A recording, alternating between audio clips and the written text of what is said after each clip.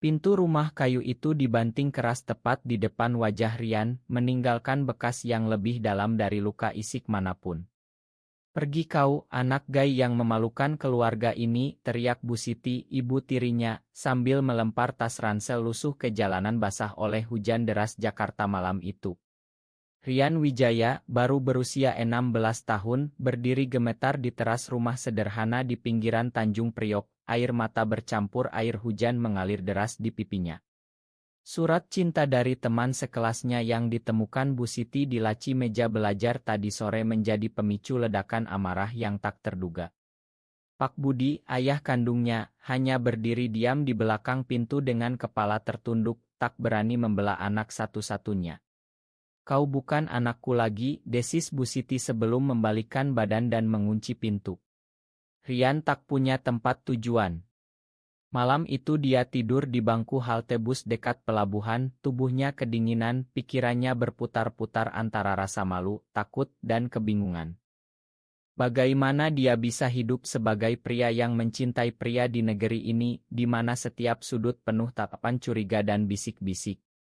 Pagi harinya, perut lapar memaksanya bangun. Dia berjalan tanpa arah, mencari pekerjaan serabutan sebagai pembantu cuci piring di warung tenda.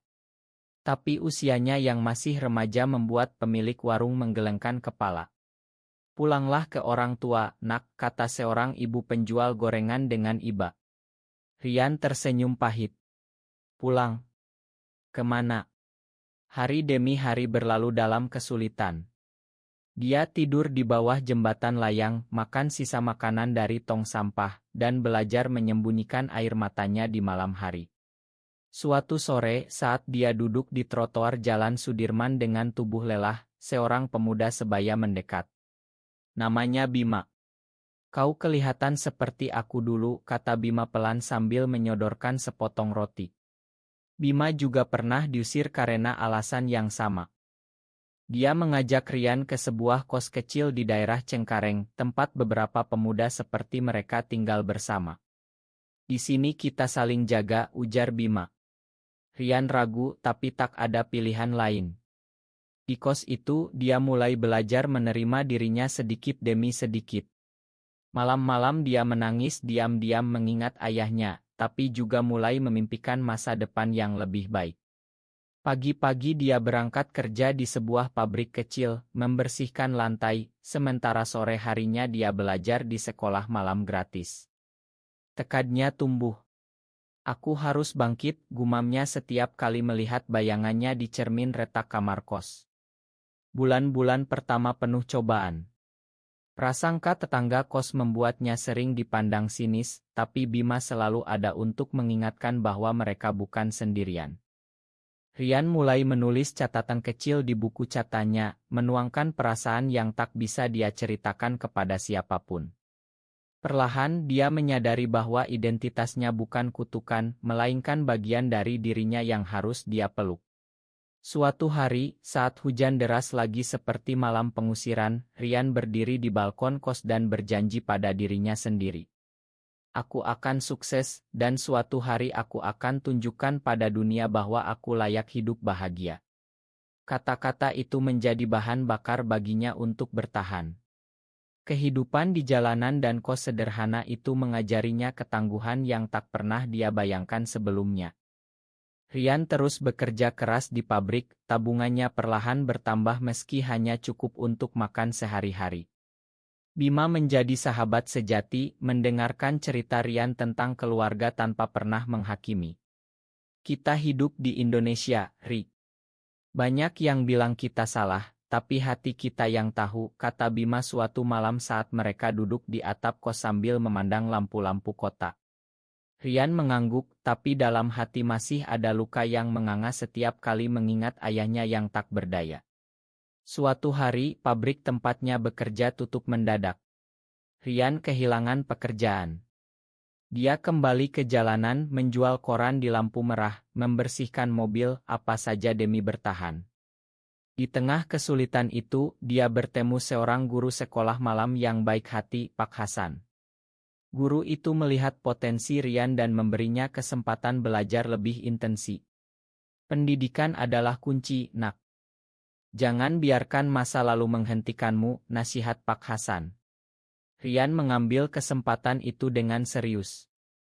Malam-malam dia belajar matematika dan bahasa Inggris di bawah lampu temaram, siang harinya tetap bekerja serabutan. Tahun pertama berlalu dengan penuh perjuangan. Rian mulai merasa lebih kuat. Dia bahkan berani bercerita pada Bima tentang mimpi menjadi sutradara ilmu.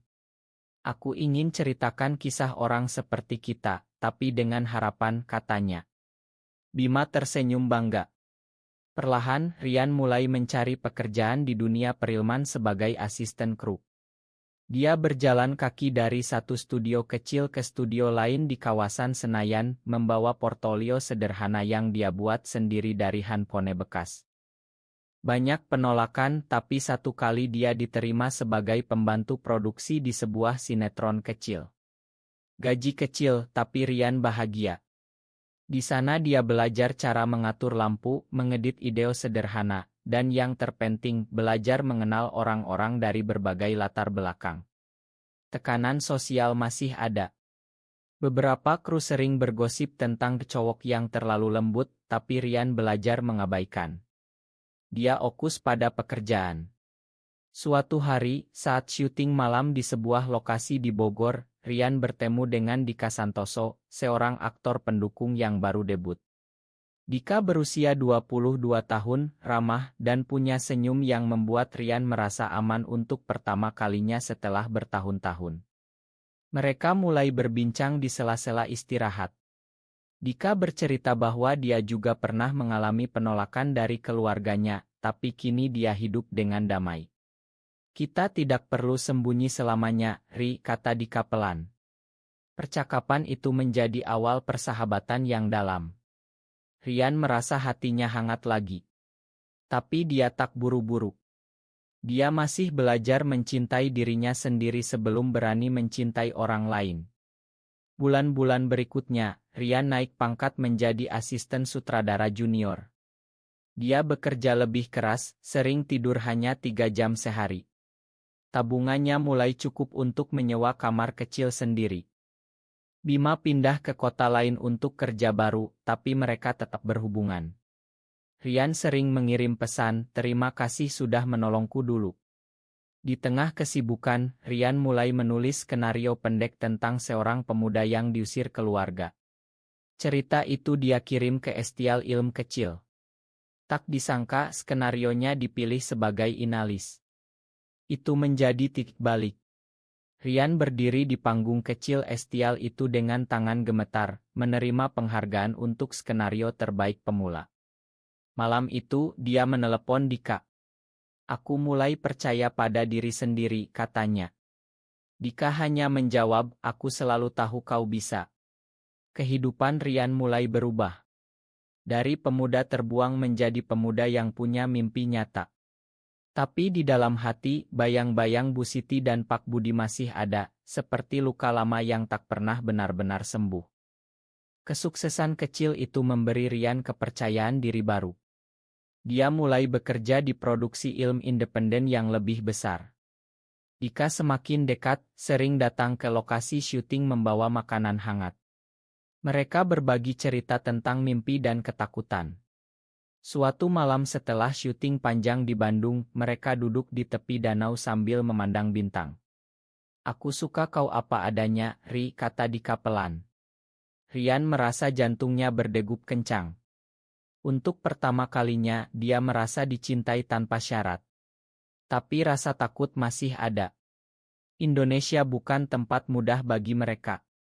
Mereka memutuskan menjaga hubungan itu rahasia, hanya untuk diri mereka sendiri. Rian terus menulis skenario. Ilm pertamanya sebagai sutradara pendek tayang di Estial Internasional kecil. Penonton bertepuk tangan. Kritikus bilang ceritanya manusiawi dan berani.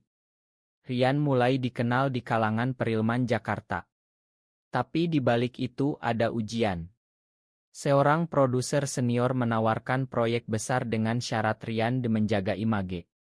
Artinya, sembunyikan siapa dia sebenarnya. Rian menolak. "Aku tidak mau hidup dalam kebohongan lagi," katanya pada Dika. Keputusan itu membuat proyek itu hilang, tapi Rian merasa lebih ringan. Persahabatan dengan Dika semakin dalam. Mereka saling dukung saat salah satu sedang down. Saat Rian hampir menyerah karena penolakan sponsor, Dika selalu ada. Kita hadapi bersama, kata Dika sambil memegang tangan Rian. Di tengah perjalanan itu, Rian mencoba menghubungi ayahnya lewat telepon. Suara Pak Budi terdengar lelah. Kau baik-baik saja, nak, tanya ayahnya pelan. Rian menjawab ya, tapi tak berani cerita lebih jauh. Bu Siti masih menguasai rumah itu. Rian tahu ayahnya tak berdaya. Krisis datang saat sebuah majalah gosip hampir membongkar hubungan mereka. Rian dan Dika panik. Mereka menghabiskan malam berdebat, takut kehilangan segalanya.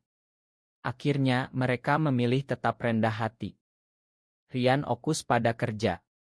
Keduanya mendapat dana dari pemerintah untuk cerita tentang toleransi.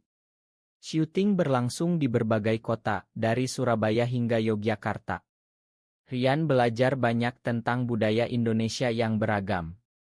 Di Yogyakarta, dia bertemu komunitas seniman yang menerima dia apa adanya. Itu memberi kekuatan baru.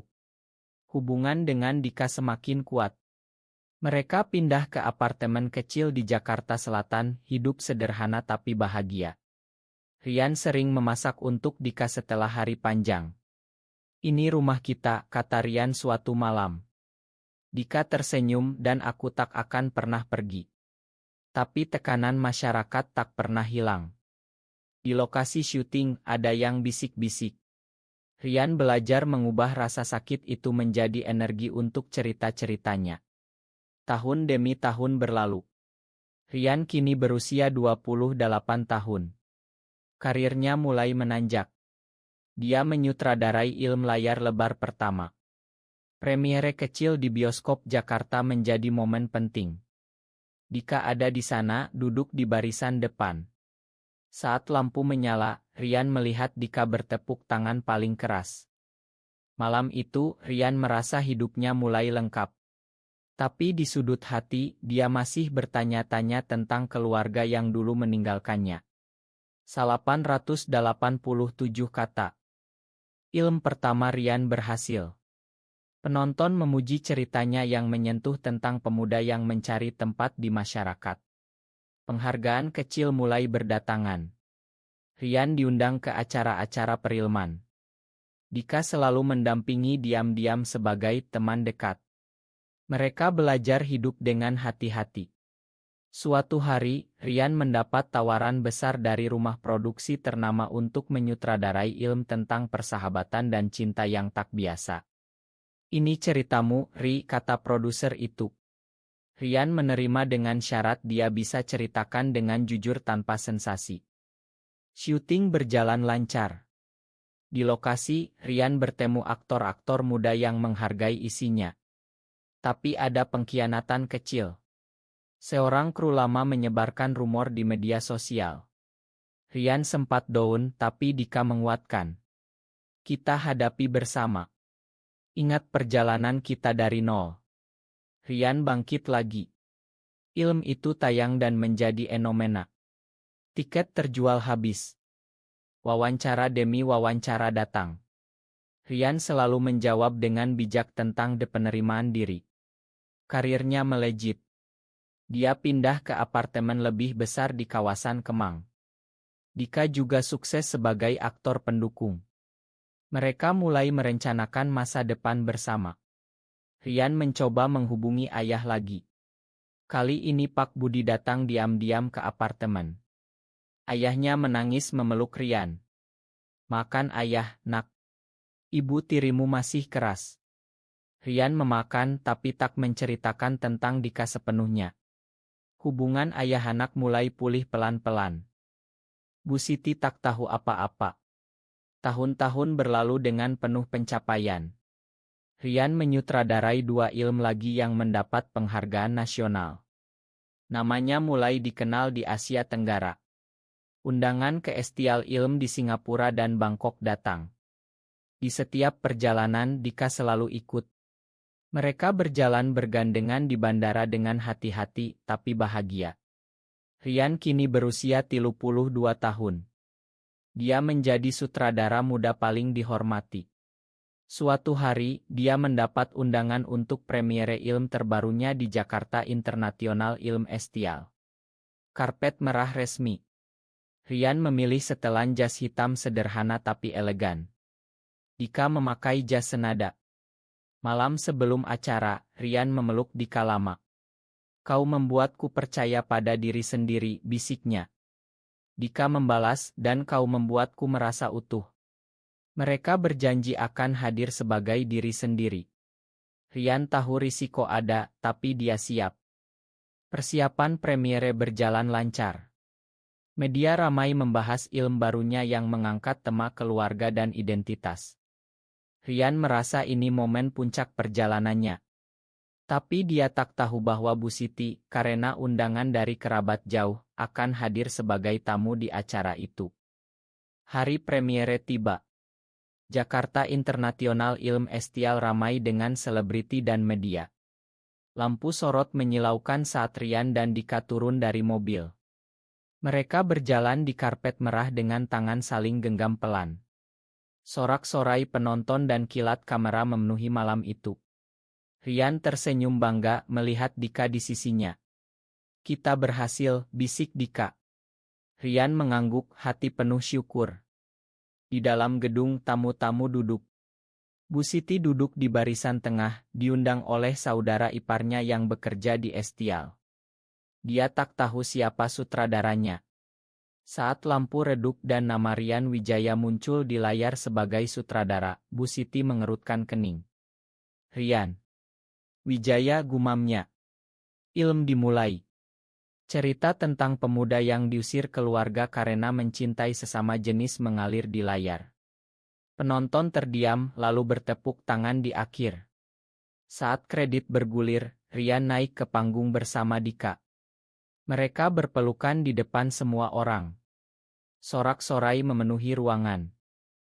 Bu Siti melihat jelas wajah Rian yang dewasa, sukses, dan bahagia di samping pria yang dicintainya. Wajahnya memucat. Tangannya gemetar memegang kursi.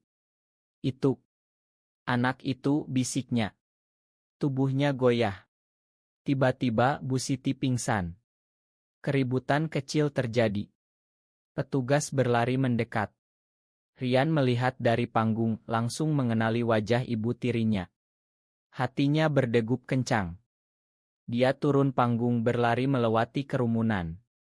"Bu Siti," panggilnya. Pak Budi yang juga diam-diam hadir segera mendekat. Rian memegang tangan Bu Siti yang dingin.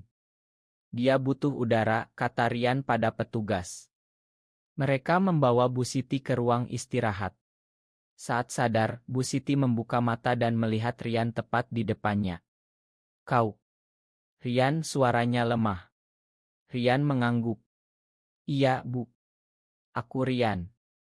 Air mata Bu Siti mengalir. "Makan Ibu. Ibu tak tahu kau akan jadi seperti ini." Rian tersenyum lembut. "Aku sudah memakan lama, Bu. Sekarang lihat, aku bahagia." Dika berdiri di belakang, memberi ruang. Pak Budi memeluk Rian erat. Malam itu, setelah acara, mereka duduk bersama di ruang keluarga kecil. Bu Siti menceritakan penyesalannya selama bertahun-tahun. Rian mendengarkan tanpa dendam.